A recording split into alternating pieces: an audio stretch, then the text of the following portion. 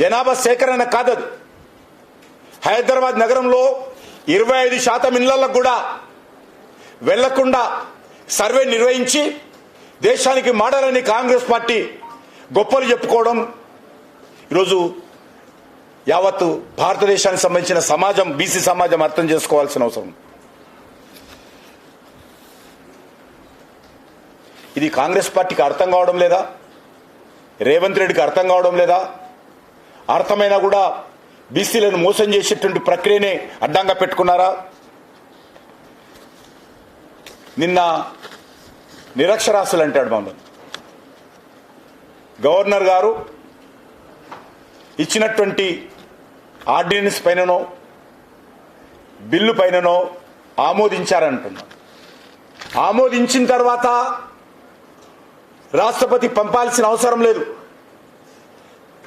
అది రాజకీయపరమైనటువంటి సమస్యలు ఉన్నాయనో లేక ఇతర రాజ్యాంగబద్ధమైన సమస్యలు ఉన్నాయనో ఎందుకు పంపారో ఢిల్లీకి గవర్నర్ గారిని అడగాలే తప్ప మేమేదో అబద్ధం మాట్లాడుతున్నట్టు, మేము నిరక్షరాస్యులైనట్టు.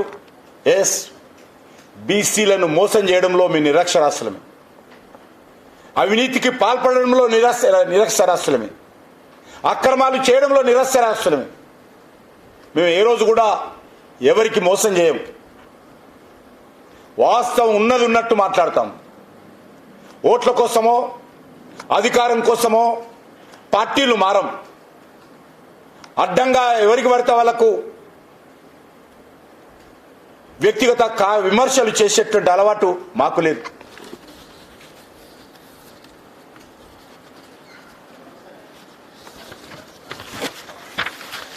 చాలా దురదృష్టము. నేను సోనియా గాంధీ గారిని అడుగుతా ఉన్నాను, ఈ దేశంలో రాజ్యాంగమైనటువంటి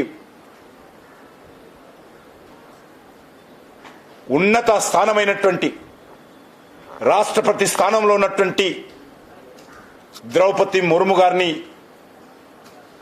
నిన్న తెలంగాణ రాష్ట్రానికి సంబంధించినటువంటి మంత్రి మాట్లాడినటువంటి మాటలు తీవ్రంగా ఖండిస్తున్నానని మనం చేస్తా ఉన్నాం.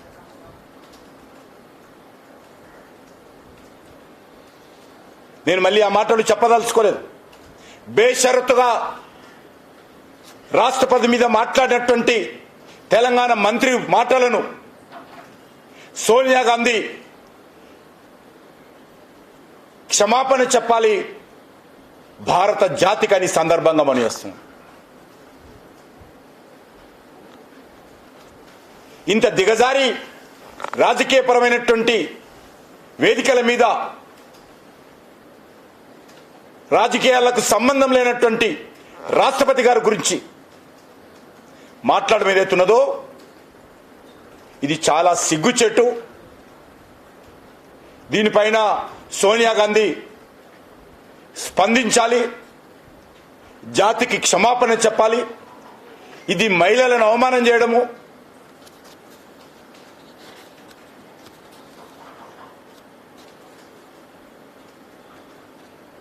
గతంలో స్వాతంత్రం వచ్చినప్పటి నుంచి కూడా ఈ రోజు వరకు బీసీలకు అన్యాయం చేయడంలో కాంగ్రెస్ పార్టీ పూర్తిగా మరి ఏ రకంగా కక్షపూరిత వైఖరితో అవలంబిస్తుందో మనం చూస్తా ఉన్నాం. కాకా కాలేకర్ కమిషన్ రిపోర్ట్ 1955లో బీసీలకు రిజర్వేషన్ కల్పించేటువంటి నివేదికను తొక్కిపెట్టింది కాంగ్రెస్ పార్టీ. ఇందిరాగాంధీ గారు, రాజీవ్ గాంధీ గారు కలిసి ఏ రోజు కూడా బీసీల సంక్షేమం గురించి మాట్లాడలేదు. కాంగ్రెస్ పార్టీ అధికారంలో ఉన్నప్పుడు మండల్ కమిషన్ నివేదికను 10 ఏళ్ల పాటు తొక్కిపెట్టినటువంటి దుర్మార్గము కాంగ్రెస్ పార్టీ దేశంలో చేసింది.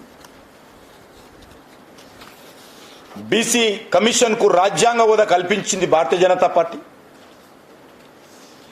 బీసీలకు హైయర్ ఎడ్యుకేషన్ లో మొదటిసారిగా 27% రిజర్వేషన్ కల్పించింది నరేంద్ర మోడీ గారు, బీజేపీ ప్రభుత్వం. కేంద్ర మంత్రివర్గంలో 27% బీసీలకు ప్రాతినిధ్యం కల్పించింది. 12 మంది ఎస్సీలకు 8 మంది ఎస్టీలకు మొదటిసారిగా స్వాతంత్రం వచ్చిన తర్వాత ఇంత పెద్ద ఎత్తున సామాజిక సమతుల్యత పాటిస్తూ మంత్రివర్గంలో స్థానం కల్పించినటువంటి ఘనత భారతీయ జనతా పార్టీకి నరేంద్ర మోడీ గారికి దక్కుతుంది.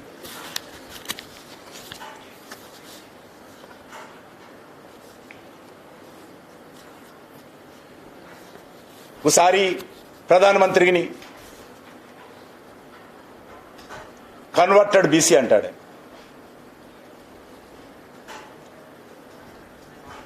రేవంత్ రెడ్డి కన్వర్టెడ్ కాంగ్రెస్ అనాలని మేము అడుగుతా ఉన్నాం. కన్వర్టెడ్ కాంగ్రెస్ పార్టీ ముఖ్యమంత్రిను ప్రధానమంత్రి గారిని కన్వర్టెడ్ బీసీ అంటామని అడుగుతా ఉన్నాం. నరేంద్ర మోడీ గారికి సంబంధం లేదు ఆ యొక్క సామాజిక వర్గాన్ని బీసీలో కలపడంలో. అది గుజరాత్లో కానీ ఢిల్లీలో కానీ ఆయన ఏ మంత్రి పదవి రాజ్యాంగబద్ధమైనటువంటి పదవిలో లేరు ఆ రోజు. ఆ తర్వాత అనేక కులాలు ఎస్సీలో ఎస్టీలో బీసీలో కలిపారు. మన రాష్ట్రంలో కూడా విశ్వకర్మ లాంటి పెద్ద కులాన్ని లేక బంజారా లాంటి ఎస్టీ కులాన్ని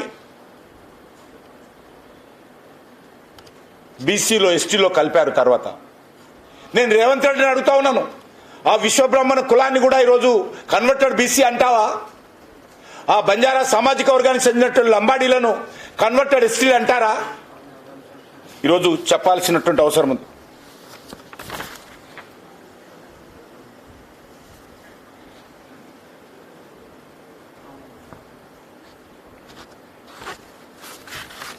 ప్రధానమంత్రిగా రాహుల్ గాంధీ రావాలి, నేనే కంకణం కట్టుకుంటా,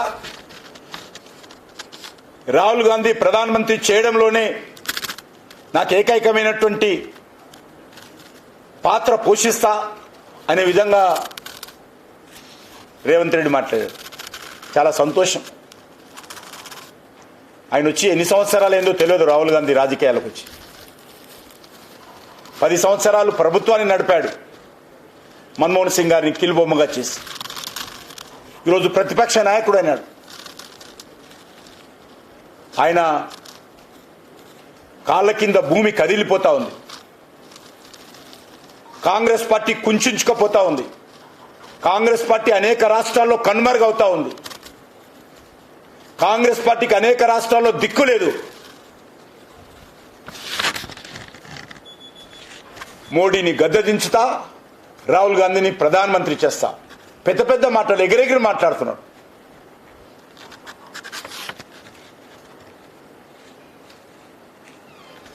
రాహుల్ గాంధీ ప్రధానమంత్రి అవుతాడో కాదో కానీ వచ్చే ఎన్నికల్లో రేవంత్ రెడ్డి మాత్రము ఘోరంగా ఓడిపోవడం ఖాయమని మనం చేస్తా ఉన్నాం.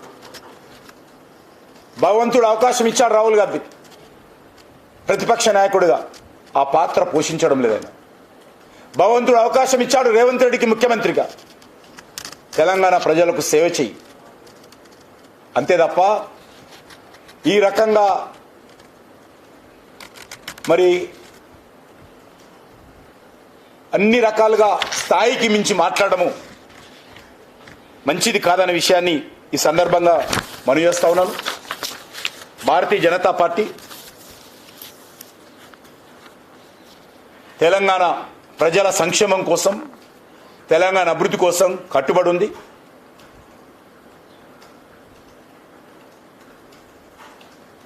వచ్చే ఎన్నికల్లో ఈ అవినీతి పార్టీలైనటువంటి బీఆర్ఎస్ పార్టీ, అవినీతి పార్టీ అయినటువంటి కాంగ్రెస్ పార్టీకి ప్రత్యామ్నాయంగా రాష్ట్ర ప్రజల యొక్క ఆశీస్సులతో ఎదగాలని కోరుకుంటున్నాను తప్ప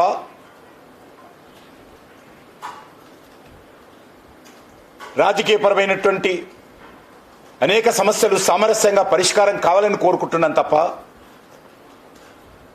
ఈ రకంగా వ్యక్తిగత విమర్శలకు భారతీయ జనతా పార్టీ పాలు పడదనే విషయాన్ని సందర్భంగా మనవి చేస్తూ సెలవు తీసుకుంటుంది.